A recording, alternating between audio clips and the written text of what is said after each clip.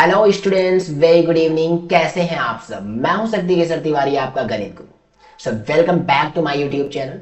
बच्चों, कल मैंने आपको बताया था कि मैं क्लास 11 मैथमेटिक्स के साथ वापस आ गया हूं। भाई, इस प्लेलिस्ट में मैं पूरी क्लास 11 की मैथमेटिक्स तो पढ़ाऊंगा ही पढ़ाऊंगा।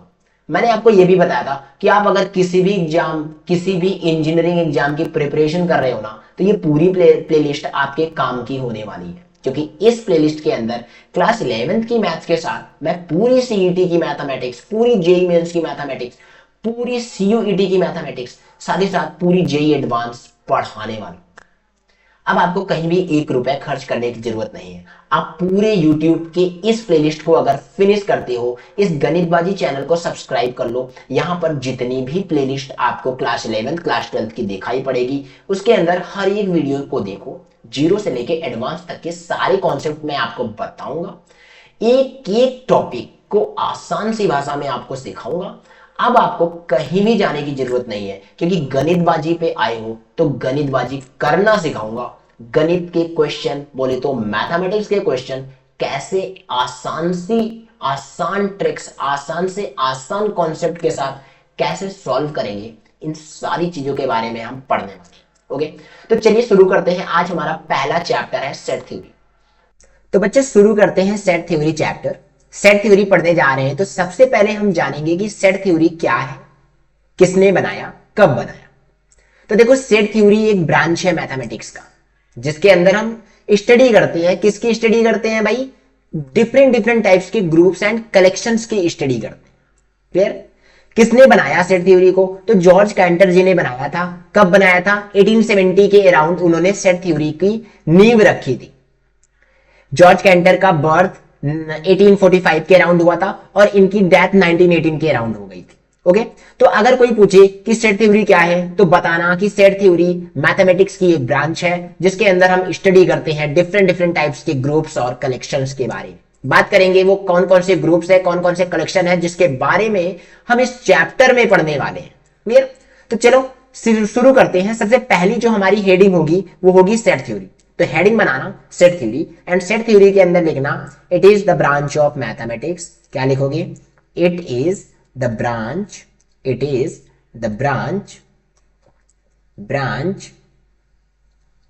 Of mathematics,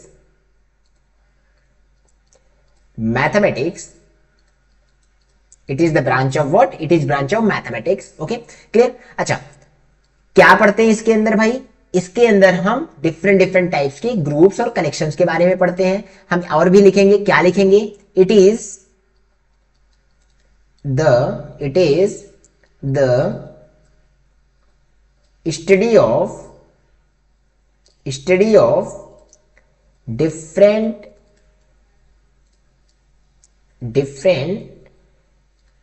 types of groups और कलेक्शंस। क्लियर? ग्रुप्स और कलेक्शन, इसके बारे में हम पढ़ते हैं। सेट थ्योरी के अंदर क्या पढ़ते हैं? डिफरेंट टाइप्स के ग्रुप्स या कलेक्शंस के बारे में हम पढ़ते हैं। क्लियर? ओके, तो थोड़ी सी बात जान लेते हैं कि भाई किसने बनाया, कौन है इसके फादर। तो आप लिख सकते हो the father of set theory. Set theory के फादर कौन है भाई? जैसा मैंने बताया, जॉर्ज कैंटर जी हैं। जॉर्ज कैंटर कौन है? जॉर्ज कैंटर एक मैथमेटिशियन है। कैसे मैथमेटिशियन है भाई? German mathematician. क्लियर? जर्मन के रहने वाले हैं, जर्मनी के रहने वाले हैं। तो the father of set theory is कौन है? George canter. लिख लेना, नाम लिख लेना, याद रखना, बहुत बड़े मैथमेटिशियन थे ये। GEORG, George canter, CANTOR। Clear? तो जॉर्ज कैंटर जी का जो बर्थ था वो 1845 के अराउंड था, एंड 1918 के अराउंड इनकी क्या हो गई थी भाई? इनकी डेथ हो गई थी। क्लियर? 1870 के अराउंड इन्होंने सेट थ्योरी की नींव रखी थी। इतनी चीजें क्लियर हो गई होंगी आई थिंक। ओके, चल तो आगे बढ़ते हैं। सेट थ्योरी के अंदर सबसे पहली जो हमारी हेडिंग होगी सेट थ्योरी के अंदर, वो होगी सेट। तो भाई सेट क्या है? जैसा कि मैंने बताया, सेट थ्योरी के अंदर हम डिफरेंट टाइप्स के ग्रुप्स या कलेक्शन के बारे में स्टडी करते हैं।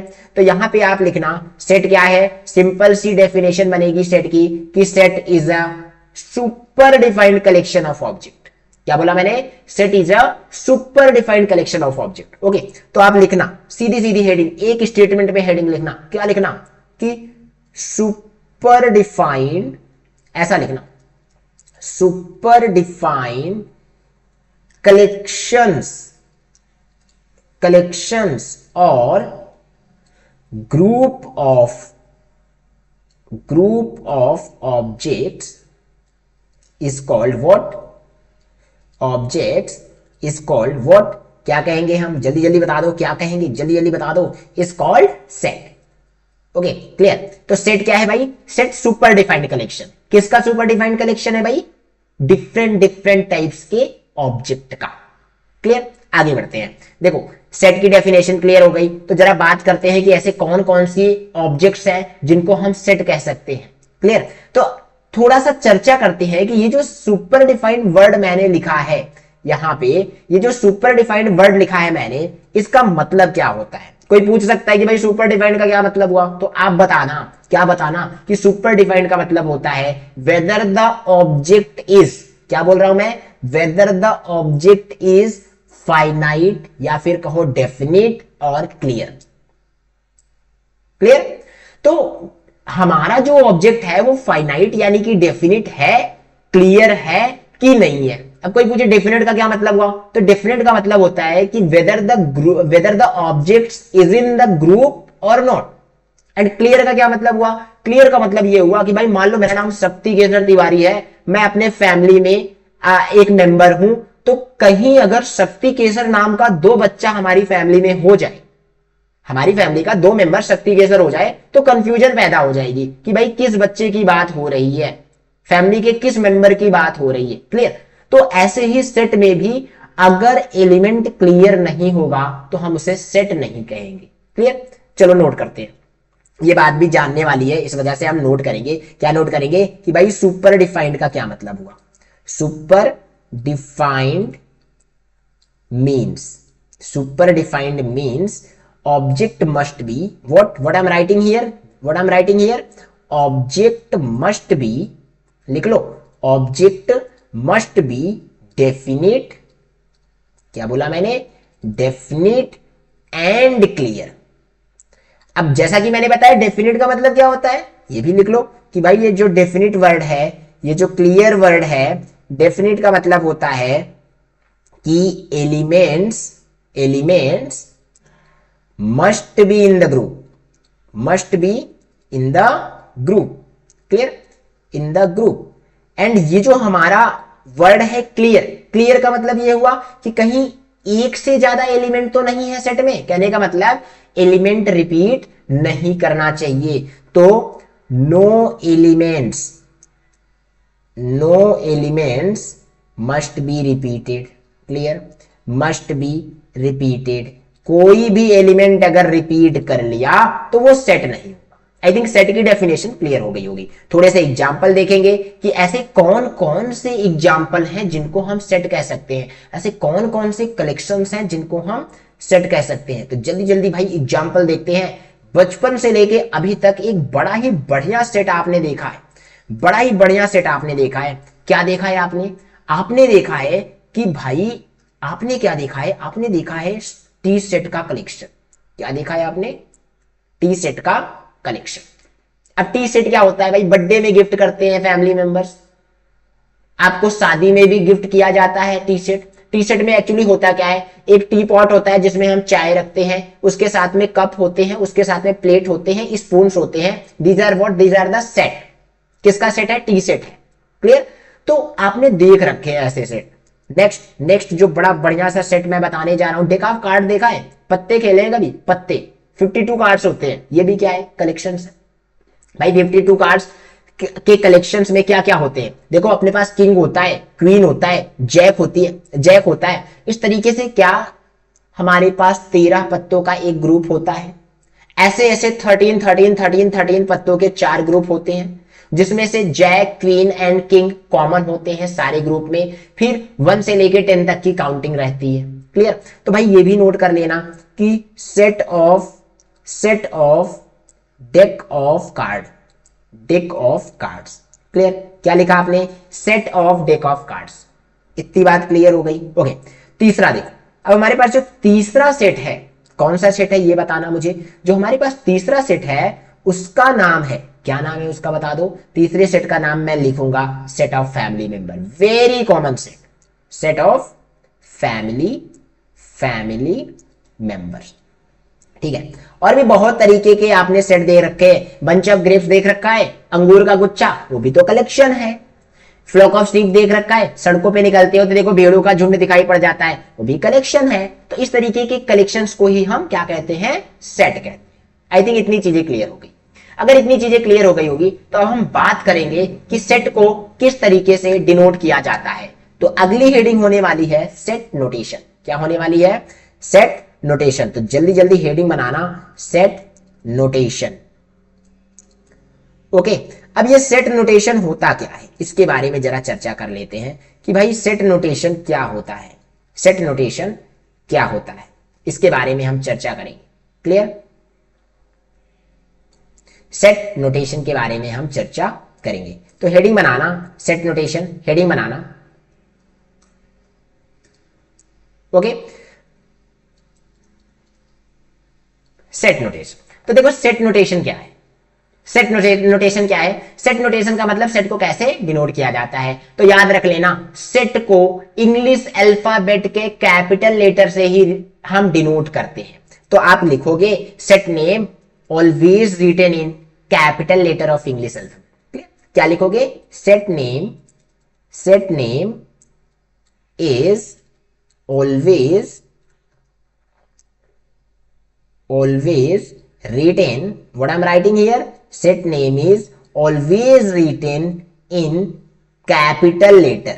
क्या बोला मैंने, in capital letters of English alphabet, English alphabet। Clear, इतनी चीजें क्लियर हो गई कि सेट का जो नाम होता है किसी भी इंग्लिश अल्फाबेट के कैपिटल लेटर से आप रिप्रेजेंट कर सकते हो। कहने का मतलब अगर आप लिखना चाहते हो तो you can write in such a way like set name को हम रिप्रेजेंट करेंगे किसी भी कैपिटल लेटर, बोले तो A B C D dot dot dot कहां तक भाई, जेड तक के कोई भी अल्फाबेट उठा लेना, इसको कहते हैं सेट का नोटेशन। डन, इतनी चीज क्लियर हो गई होगी। ओके, अब अगर हमने सेट को डिनोट कर दिया तो बात करते हैं एलिमेंट को कैसे डिनोट करें। तो भाई एलिमेंट को डिनोट करते हैं किससे, स्मॉल लेटर से। किससे, स्मॉल लेटर से। तो इसके लिए भी एक छोटी सी हेडिंग बना लेना। क्या बना लेना कि एलिमेंट का नोटेशन कैसे करते हैं, एलिमेंट नोटेशन, एलिमेंट नोटेशन। अच्छा, एलिमेंट नोटेशन से पहले एक क्वेश्चन पूछ लूं क्या, मैं एक क्वेश्चन पूछ लूं आपसे, ये एलिमेंट क्या होता है, ये एलिमेंट क्या होता है। तो देखो जैसे आप लोग अपने फैमिली मेंबर्स में एक एलिमेंट हो, आप लोग क्या हो, अपने फैमिली मेंबर्स के सेट में एक एलिमेंट हो। कैसे, क्योंकि आप लोगों से मिलकर के आपकी फैमिली बनी है। आपके फैमिली मेंबर्स में कौन है, grandfather, grandmother, father, mother, brother, sister, इतने लोग हैं, मानते हो। तो उसमें से एक सदस्य आप भी हो, एक मेंबर आप भी हो। तो सिंपल सी डेफिनेशन क्या बनेगी एलिमेंट की, बता सकता है कोई। चलो मैं बोलता हूं, देखो जिस टर्म जिस मेंबर से मिलकर एक सेट बनता है उसे एलिमेंट कहते हैं। क्या बोला मैंने, एलिमेंट क्या है, एलिमेंट वो वाला टर्म है, वो वाला क्या कहते हैं मेंबर है जिससे मिलकर एक सेट बनता है। क्लियर, तो फटाफट एलिमेंट नोटेशन के बारे में हम लिखने जाएंगे, हम ये नहीं बात करेंगे कि एलिमेंट क्या होता है। क्लियर, इतनी चीजें नोट करना। एलिमेंट नोटेशन क्या होगा भाई, ध्यान से सुन लेना। एलिमेंट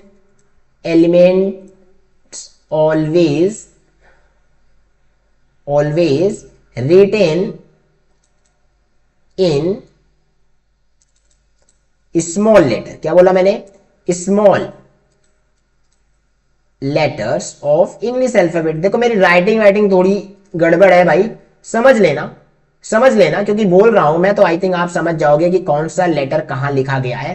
क्लियर, तो थोड़ी सी राइटिंग मेरी गड़बड़ है, बचपन में नहीं सुधरी तो अभी क्या सुधरेगी। ओके, तो अब तो पढ़ाना है आप लोगों को, बहुत सारी चीजें पढ़ाना है, तो राइटिंग पे फोकस में ज्यादा नहीं करूंगा। क्लियर, आप लोग समझदार हो, अच्छे बच्चे हो, समझ सकते हो। क्लियर, आगे बढ़ते हैं। अब देखो एलिमेंट का नोटेशन स्मॉल लेटर से हो गया, तो इसको भी थोड़ा सा लिख लेना। क्या लिख लेना कि भाई अगर कोई एलिमेंट है तो उसको हम डिनोट करेंगे किससे, स्मॉल लेटर से, यानी A B C D dot dot dot dot dot small Z. Clear, इतनी चीजें क्लियर हो गई होगी। आई थिंक आपने यहां तक सारी चीजें समझ लिया होगा।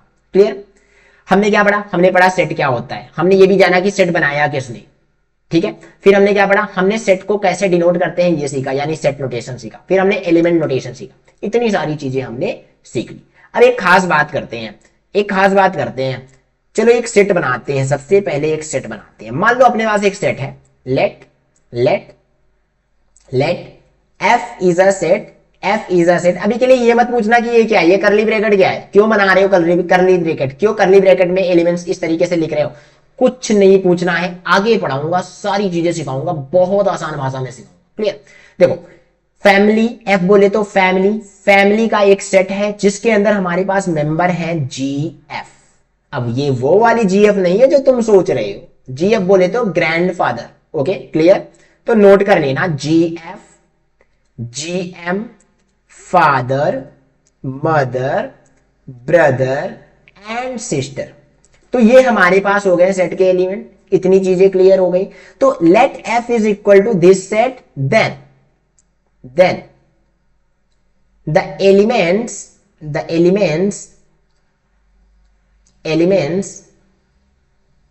कैन बी, नेक्स्ट पेज ले लेते हैं, कैन बी रिटेन एज। ध्यान से देखना कैसे लिखेंगे भाई। हमारा जो एलिमेंट है, मान लो हमारा एलिमेंट क्या है, फादर, स्मॉल एफ। फादर में मैंने स्मॉल एफ लिखा था ना, आप देख सकते हो यहां पे स्मॉल एफ लिखा गया है ना। तो स्मॉल एफ हमारा एक एलिमेंट है। तो हम कह सकते हैं ये जो स्मॉल एफ है, ये जो है कैपिटल एफ से बिलोंग करता है। अब ये जो मैंने बीच में एक सिंबल लिखा है, ये क्या है? ये जो सिंबल है, this symbol, this is what, this is belongs to symbol. क्या बोला मैंने? Belongs to symbol. क्लियर? क्या पढ़ोगे आप? F belongs to capital F को क्या पढ़ोगे? जल्दी जल्दी बता दो मुझे। F belongs to capital F को क्या पढ़ोगे? जैसा अभी मैंने बोला ऐसा ही पढ़ोगे, F belongs to capital F. या फिर एक दूसरी भाषा में क्या बोल सकते हो? दूसरी भाषा में क्या बोलोगे? F is the element of set F, small F is the element of set F. Clear? और जैसे हमारे पास दूसरा एलिमेंट है, मान लो हमारे पास ब्रदर एक एलिमेंट है, तो हम लिख सकते हैं, हम क्या लिख सकते हैं? हम लिख सकते हैं B belongs to capital F, B belongs to capital F. B belongs to capital F का मतलब क्या होगा भाई? B belongs to capital F का मतलब होगा कि B is the element of set F. इतनी चीजें क्लियर हो गई।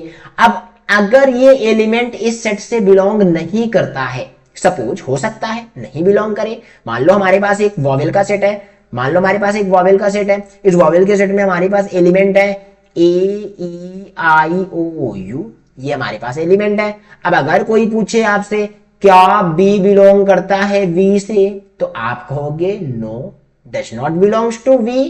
तो क्या बोलोगे आप? इस तरीके से क्या बोलोगे? इस तरीके से बोलोगे B does not belongs to B, B does not belongs to B, ऐसा बोलोगे आप, ऐसा बोलोगे, याद रख लेना। तो ये छोटी छोटी चीजें हैं, मैं नहीं बताने जा रहा, कि आप खुद समझदार हो, आप खुद सीख सकते हो, खुद से पढ़ सकते हो, खुद से नोट्स बना सकते हो, सारी चीजें खुद कर सकते हो।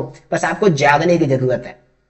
आप जग भी रहे हो, थोड़ा सा फोन से बाहर आ जाओ, पढ़ाई की दुनिया में आ जाओ, एजुकेशन की दुनिया में आ जाओ, आपका सिलेक्शन होगा यार, मैं लिख के देता हूं सिलेक्शन होगा। ओके चलो आगे बढ़ते हैं, ज्यादा बातें नहीं करेंगे, टाइम वेस्ट नहीं करना है। क्लियर? अभी देखो हमने क्या जाना? हमने जाना कि सेट का एलिमेंट कैसे डिनोट किया जाता है और उसका सेट के साथ संबंध यानी कि रिलेशन कैसा होता है। बिलोंग सिंबल को भी मैंने आपको बता दिया। यहां तक की चीजें आई थिंक क्लियर हो गई होगी। देखो ये वीडियो ज्यादा लंबी हो जाएगी, आगे का टॉपिक अगर मैं पढ़ाऊंगा तो इस वीडियो को यहीं पे एंड करता हूं। नेक्स्ट वीडियो में आगे के टॉपिक्स को कवर करूंगा। यहां तक की सारी चीजें आपको क्लियरली समझ में आ गई होगी। अब देखो आपसे एक रिक्वेस्ट है कि आप ना चैनल को सब्सक्राइब कर दो, लाइक कर दो, कमेंट भी किया करो, कोई क्वेश्चन हो, कोई डाउट हो तो पूछ लिया करो कमेंट में।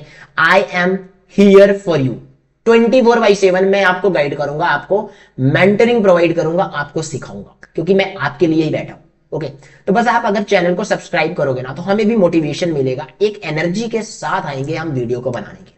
ओके तो मिलते हैं नेक्स्ट वीडियो में, तब तक के लिए tata bye bye, see you soon, thank you very much. हैं।